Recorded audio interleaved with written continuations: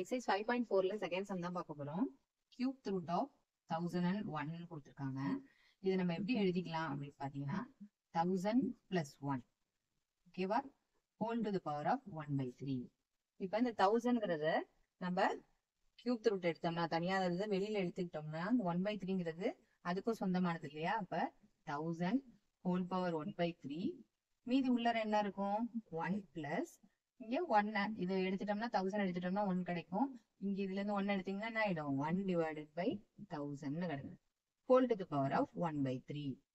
அப்ப 10 அதாவது 1000க்கு 1/3 பவர் எடுத்தீங்க அப்படின்னா என்ன ஆயிடும் 10 கியூபுக்கு 1/3 அர்த்தம். இந்த 3 கேன்சல் ஆகி என்ன ஆயிடும் 10 மீதி பேலன்ஸ் என்னது 1 plus 1 / 1000 whole power 1/3.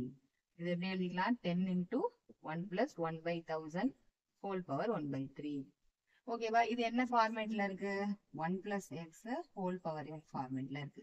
So 1 + nx plus n × n - 1.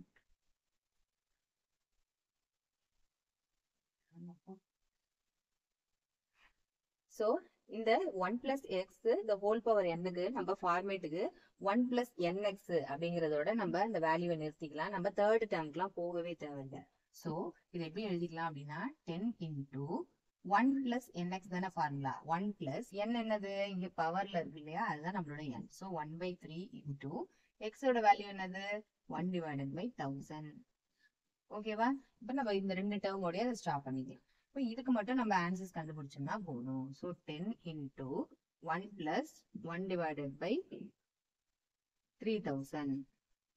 இப்போ என்ன செஞ்சுக்கலாம், இந்த 10 உள்ள மல்டிப்ளை பண்ணிக்கலாம். மல்டிப்ளை பண்ணீங்கன்னா என்ன ஆயிடும் 10 + 10 / 3000.